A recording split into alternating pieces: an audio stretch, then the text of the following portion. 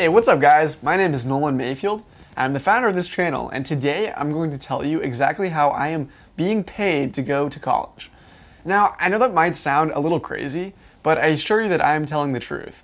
And in fact, I'm going to walk you very thoroughly through my entire finances to show you how at the end of every month, I actually receive a check in the mail from the University of Oregon where I'm a student.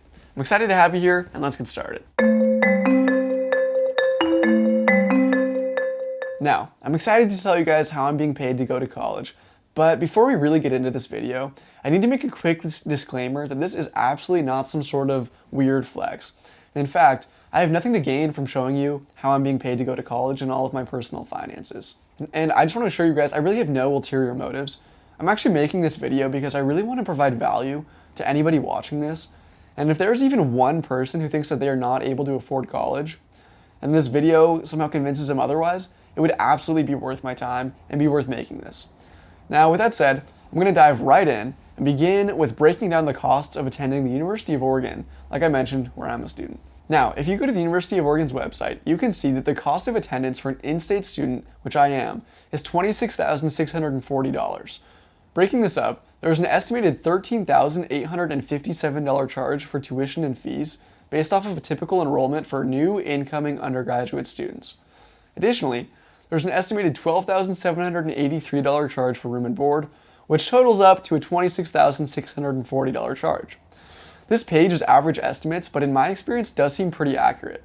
The price of each term or year can go up or down depending on where you live and how many classes you take, but the numbers listed here do seem pretty spot on.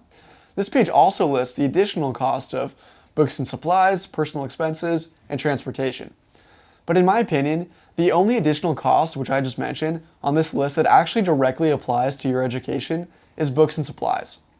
Personally, expenses and transportation is something that I would pay for, but in my opinion are highly variable, and for the sake of this video, I don't think they're completely relevant. For example, if I were to not attend college, I would still be paying for personal expenses and transportation, as I would still be going out with friends, and instead of walking to class, would be driving to work. Books and supplies are so similar to tuition though, that in my opinion, they're absolutely worth including, and they're estimated at $1,140. Now, if there's anyone who has attended or is in college, they should know that no one actually buys every textbook that they are recommended by professors. In fact, in my experience, I have only actually bought textbooks less than 1/3 of the time, and I'll typically only buy them if they're actually tied to an activation code for an online course or just for an extremely difficult class. Because of this, I'm going to lower the estimated cost of books and supplies to about $500, and including this brings the total annual cost of attendance for an in-state student to approximately $27,140. Now, with the cost of attendance all ironed out, it's time to dive into my personal finances and some of the tools that I have to pay for college. The first, and perhaps the most obvious, is scholarships. When I first applied to the University of Oregon as a high schooler, I automatically received the Summit Scholarship for a high grade point average. And because of this, I was awarded a recurring scholarship of $6,000 on an annual basis. But that was not all. When I applied to the U of O, I also applied for a variety of other scholarships, and surprisingly, was actually awarded the U of O's Presidential Scholarship, which was given to 50 incoming freshmen every year for $9,000 on an annual basis. I never thought that I would receive this, and to any high schoolers who are watching this today, I really hope you take that out of this video. Seriously, apply to any and every scholarship that you can even think of, as you never know if you'll get it. Like I said, you never know what can happen, and I'm living proof that things can turn out for the best. For all my accountants keeping track though, my combined scholarships were worth a total of $15,000 on an annual basis. I mentioned earlier that my estimated cost of tuition was $13,857 though, and my scholarships cannot exceed my cost of tuition. So this does only reduce my annual estimated cost by $13,857. But with that said, I can take more classes up to a total of $15,000 with no financial consequence, and I've added a minor because of this. Moving on, I do still have a $12,783 cost of room and board that isn't covered. However, I have this fully covered through my work as a resident assistant or an RA. I assume you know what an RA is, but if you don't, it's basically a live-in student leader on every floor of the dorms. They do one-on-ones, respond to emergencies, and unfortunately are most commonly known for writing students up. Personally, I loved being an RA, and if you go ahead and subscribe right now, you may even see a video on that topic later on if you guys would like. But to anyone who is watching this and needs assistance paying for college, I just have to say that becoming an RA is the best thing you can do. It isn't reliant on grades the way scholarships are, and it has a huge reward for the amount of work that you're putting into it. In fact, my single room and deluxe meal plan at the University of Oregon is valued at a whopping $19,000. And for this, I do work, but I don't do nearly as much work as a minimum wage job would require to pay for this. I have 3 hours of meetings every week, and I'm on call about once a week.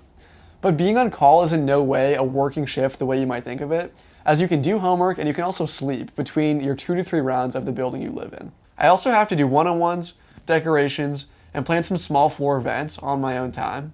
And I know that may sound like a lot, but it is completely manageable even with a personal list of a lot of other commitments.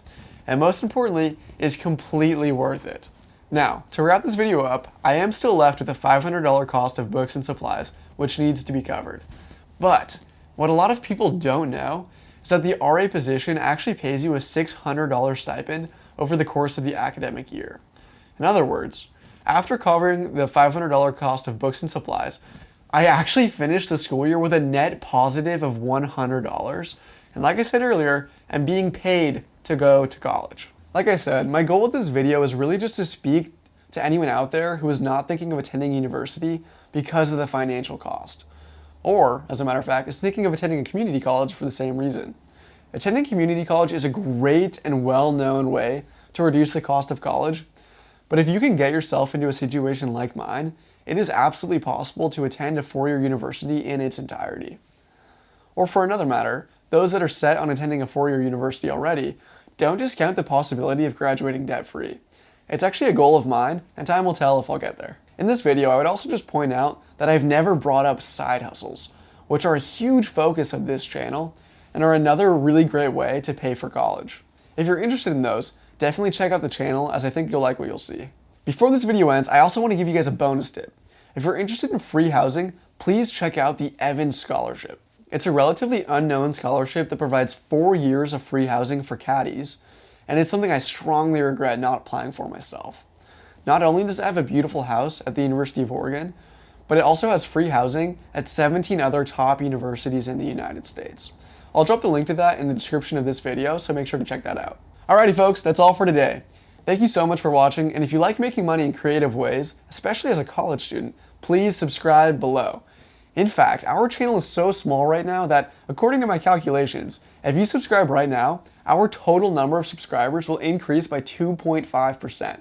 And I don't understand why anybody wouldn't want to do that. So like I said, please go ahead and subscribe. Thanks for watching this, and I'll see you guys next time.